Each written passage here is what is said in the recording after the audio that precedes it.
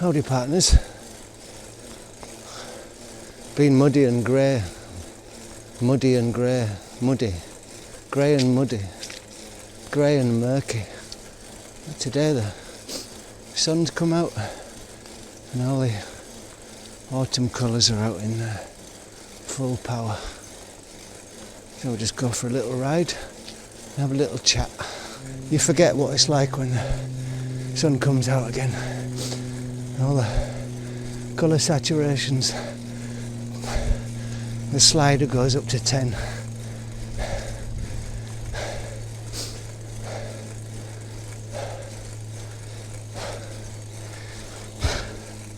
So today, what I will talk about is rendering. Rendering. Funny thing, rendering. All different sorts. Render a film, render a brick wall with plaster,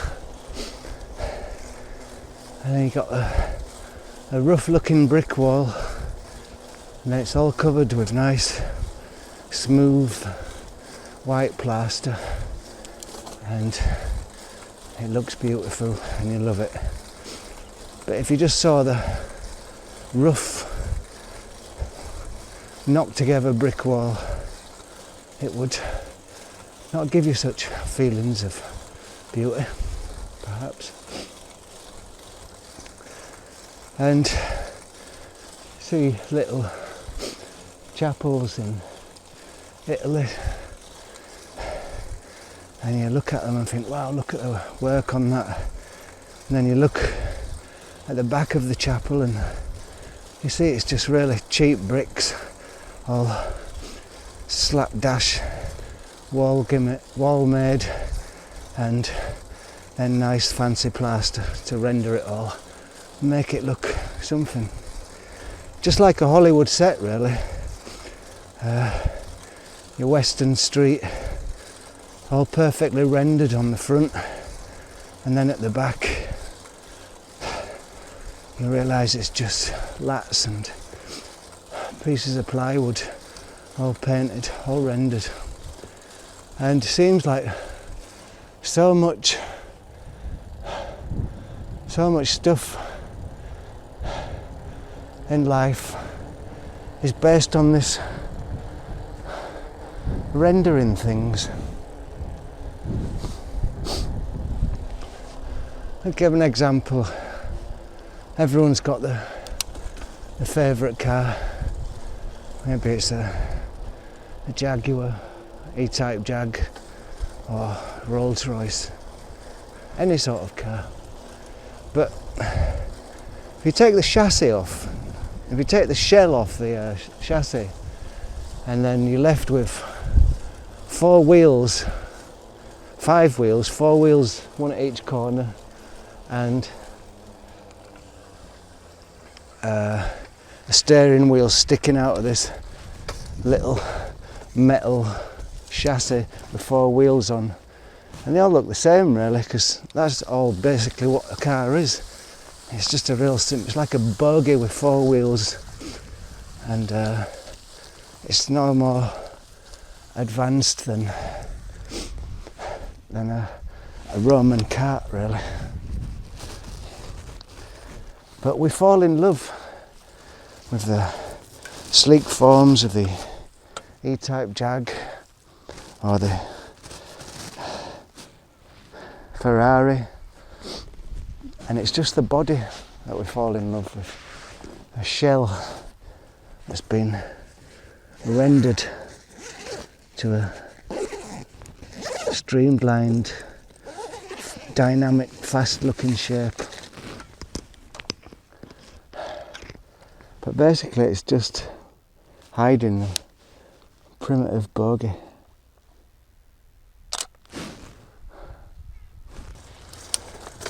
And I think as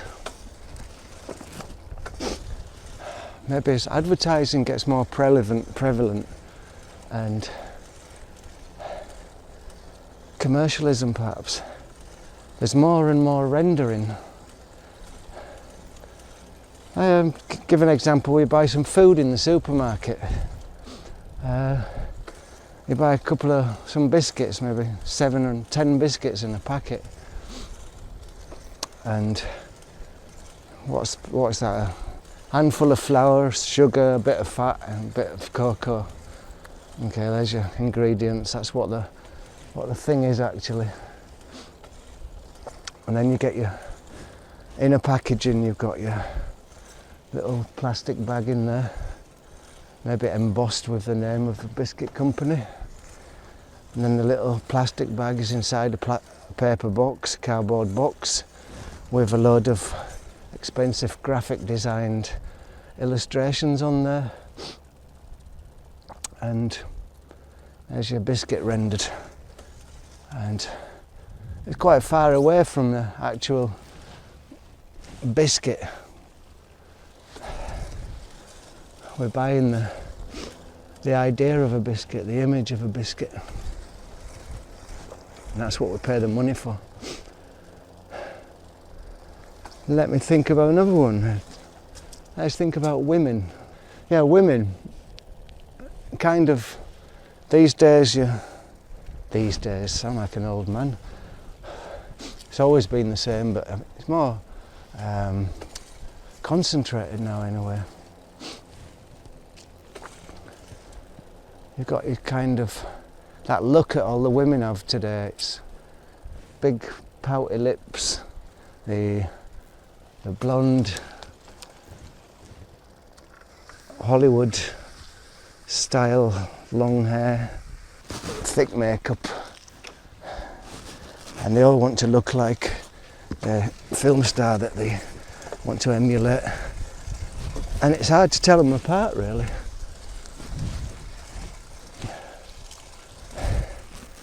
Because they're absolutely totally rendered into something else.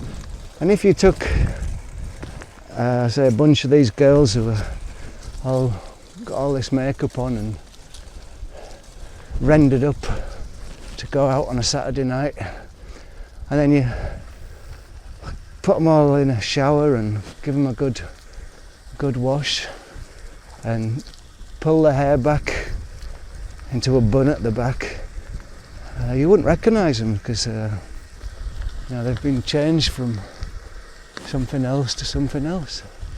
But you only fall in love with the rendering at the beginning anyway. Superficially you fall in love with the rendering, just like you fall in love with the car, the rendering on the car body. I think there's some things that are not really rendered. Body of an aeroplane serves to make it fly. It can't fly without its body, so the aluminium body of an aeroplane is an intrinsic part of its function. So that's not rendered, and if that was gone then it would just fall out of the sky. It's like an exoskeleton almost. So I like to take a word like rendering and try and apply it to other things, just for my own amusement. Late October and all you can hear is the sound of insects buzzing.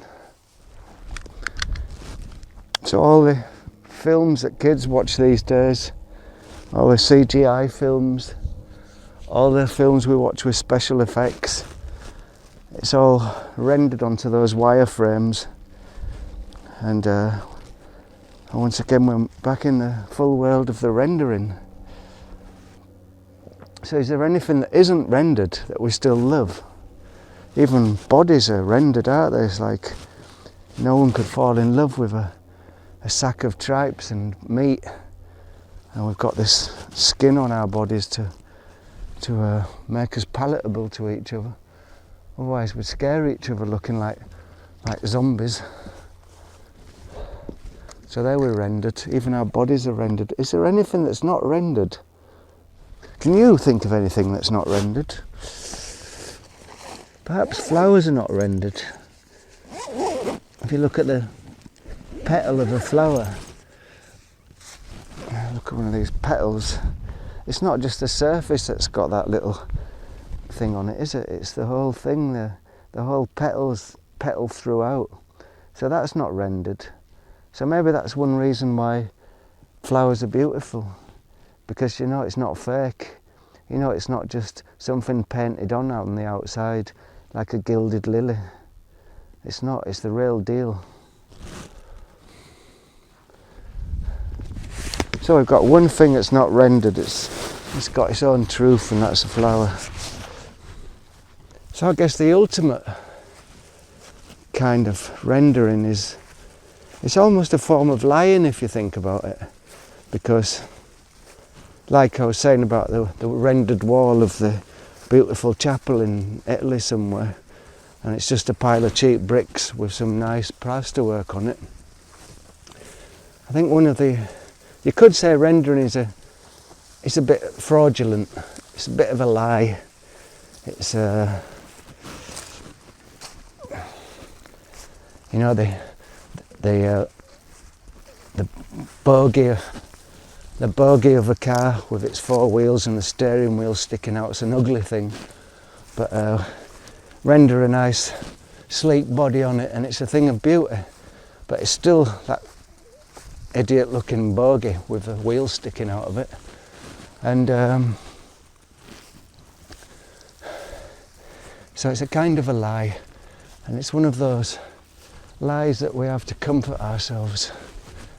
And you could say politicians speaking, politicians lying, they often render a situation with a skim of superficial bullshit.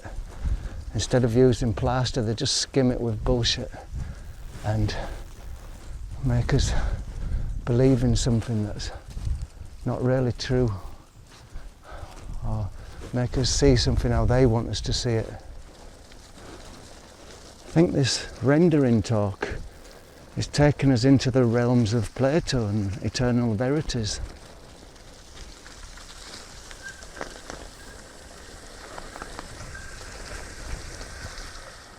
So perhaps science is a thing that's not really rendering. Maybe algebra, I'm not sure, but yeah, science tries to not render, tries to get below the surface and see what's real. I suppose, hoping nobody's going to be offended, but religion is also one of the main versions of rendering reality. If you believe that your next door neighbour's going to go to hell because he doesn't believe the same as you, you're rendering a kind of reality there to match your way of thinking. So maybe religion and rendering are not too far away. And then we touch base again on the religion of loving cars, the religion of fashion, the religion of praying in the little old temple in Toscana. All things that we've touched upon which have to do with rendering.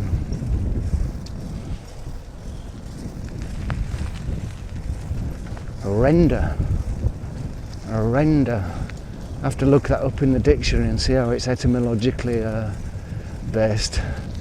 Render, rond. Probably means to draw or something.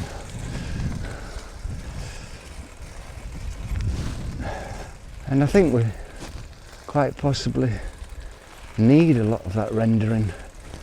Otherwise we just won't be able to make sense of things. But there again, you know, rendering's all about changing the surface, making the surface look better than what it really is. It's an idea really, making a surface into an idea. But there again, life only lives on surfaces.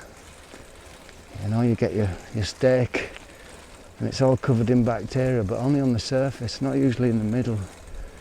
And bacteria and life is a a surface-based thing, really. You know, the tree next to you is there. It's inside, it's wood, but it's just the outer surfaces that are doing the living. Think of your body, your lungs. It's just a big. What do they say? It's like a football field of thin membrane. If you could spread it all out, changing air molecules. A big surface. And your brain too is it looks like a big walnut blob in your head, but all them little crinkles and things are just to scrunch it all up and make a bigger surface area. And I don't know how big a brain would be if you flattened it out. But it's all stuff happening on surfaces, really. So rendering is an intrinsic part of it all anyway. And life loves surfaces. Maybe that's why we're so attracted to the outside surface. We all spend a lot of time in front of our computer screens nowadays, or TV screens, or phone screens, or some kind of screen. And many people are beginning to prefer that reality to reality. They prefer a rendered reality. You know,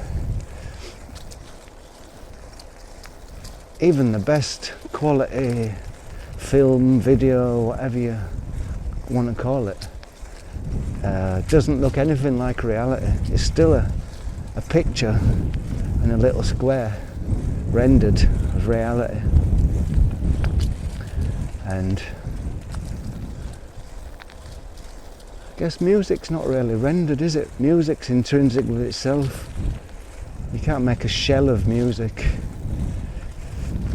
You could be easily fooled by a good quality speaker into thinking that somebody was playing a violin in the other room, because the technology is good enough to make it as good as reality, almost. Yeah, possibly better. But we haven't got that far with pictures yet, but we're going there. You only have to look at all the teenagers walking around, looking in the phones, looking at a rendered version, a little tiny post-stamp sized version of the world. Little bits of energy on a screen. Kind of sad in a way.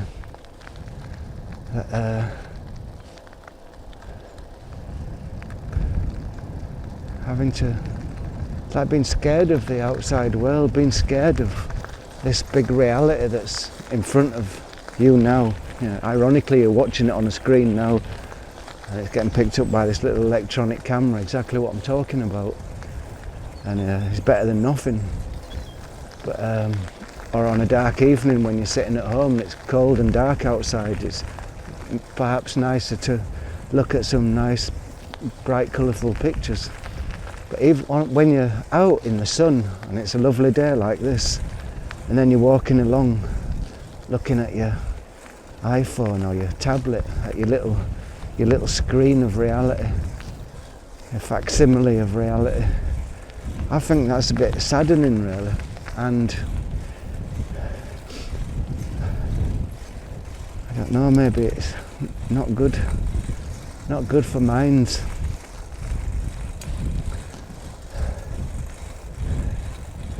It's as though a person would always live in a small room and be lit by artificial light, no sunlight, no fresh air.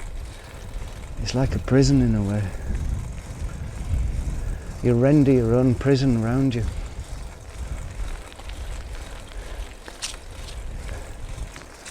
And so I guess that's what this video is about.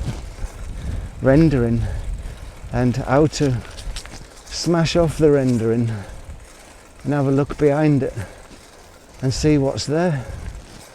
And you might find when you kick the rendering off, it's just like the street in the Hollywood film set, and there's nothing behind it.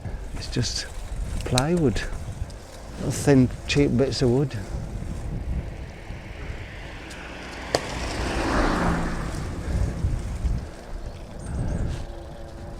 And then again, you might find something and kick it as hard as you can, and you realise it's not rendered. It's solid, it's real.